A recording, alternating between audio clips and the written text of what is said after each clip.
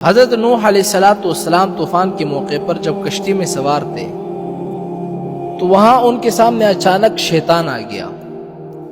حضرت نوح علیہ السلام نے فرمایا کہ بدبخت، تو یہاں پر بھی پہنچ گیا ہے، اب میں تمہیں نہیں چھوڑوں گا جب تک میں تیرا یہ راز معلوم نہیں کر لوں کہ تو لوگوں کو آخر گمراہ کیسے کرتا ہے اور کس وجہ سے کرتا ہے، کس راستے سے کرتا ہے، تب تک میں تمہیں نہیں چھوڑوں گا۔ تو شیطان کہنے لگا کہ 5 باتوں کی وجہ سے میں لوگوں کو گمراہ کرتا ہوں، لیکن ان 5 باتوں میں سے میں صرف آپ کو 3 باتیں بتاؤں گا اور 2 نہیں بتاؤں گا۔ حضرت موسیٰ علیہ السلام کو اللہ کی طرف سے وحی آئی۔ کیا وحی آئی؟ وحی یہ آئی کہ اس مردود سے کہو کہ ہمیں 3 کی ضرورت نہیں ہے، ہمیں وہی 2 باتیں بتا دو جس کی وجہ سے تو لوگوں کو گمراہ کرتا ہے۔ حضرت نوح علیہ السلام نے کہا کہ مجھے ان 3 باتوں کی ضرورت نہیں ہے، مجھے وہ 2 باتیں بتا دو جس کی وجہ سے تو لوگوں کو گمراہ کرتا ہے۔ اب شیطان مجبور ہو گیا اور کہنے لگا کہ وہ 2 باتیں جس کی وجہ سے میں لوگوں کو گمراہ کرتا ہوں میں آپ کو نہیں بتانا چاہتا تھا، لیکن جب آپ نے پوچھا ہے اب سن لیجیے۔ ایک ہے حسد اور ایک ہے حرص۔ ان 2 باتوں کی وجہ سے میں لوگوں کو گمراہ کرتا ہوں۔ اور پھر شیطان کہنے لگا کہ حسد نے مجھے گرایا اور حرص نے حضرت آدم علیہ السلام کو گرایا۔ کیسے گرایا؟ اس لیے کہ جب آدم علیہ السلام کو اللہ تعالیٰ نے بنایا اور آدم علیہ السلام کو اللہ تعالیٰ نے علم عطا فرمائی، ان کی شان و شوکت کو فرشتوں کے سامنے ظاہر کر دیا، تو اللہ تعالیٰ نے فرشتوں کو حکم دیا کہ اس کو سجدہ کرو، تو پھر سارے فرشتے سجدے میں گر گئے۔ ابلیس کو تکبر نے روکا۔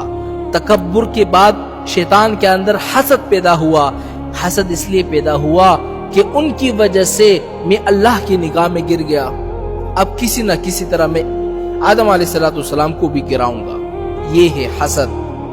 جب کسی کے پاس کوئی مال آپ دیکھو نا، جب کسی کے پاس حسن جمال دیکھو، جب کسی کے پاس عطا و نوال دیکھو، جب کسی کے اندر بڑائی دیکھو، جب کسی کے اندر علم دیکھو، جب کسی کے اندر مال اور دولت کی فراوانی دیکھو، جب کسی کے دل کے اندر یہ خواہش پیدا ہو جائے نا کہ ساری کی ساری چیزیں اس سے چھن جائے، چاہے مجھے ملے یا نہ ملے، اس کے پاس بھی نہ رہے، یہ ہے حسد۔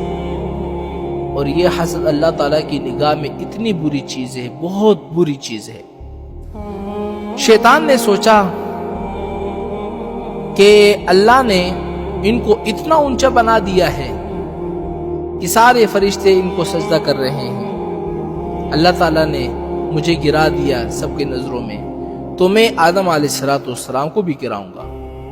اس کے بعد شیطان جو ہے حسد میں مبتلا ہو گیا اور اس فکر میں لگ گیا کہ میں آدم علیہ السلام کو ذلیل کروں گا۔ یہ ہے حسد جس کی وجہ سے شیطان گمراہ ہو گیا۔ اور آدم علیہ السلام کو اللہ تعالیٰ نے جس درخت سے منع کیا تھا نا کہ اس درخت سے آپ نے نہیں چکنا، تو آدم علیہ السلام نے جا کر اسی سے کھایا تھا۔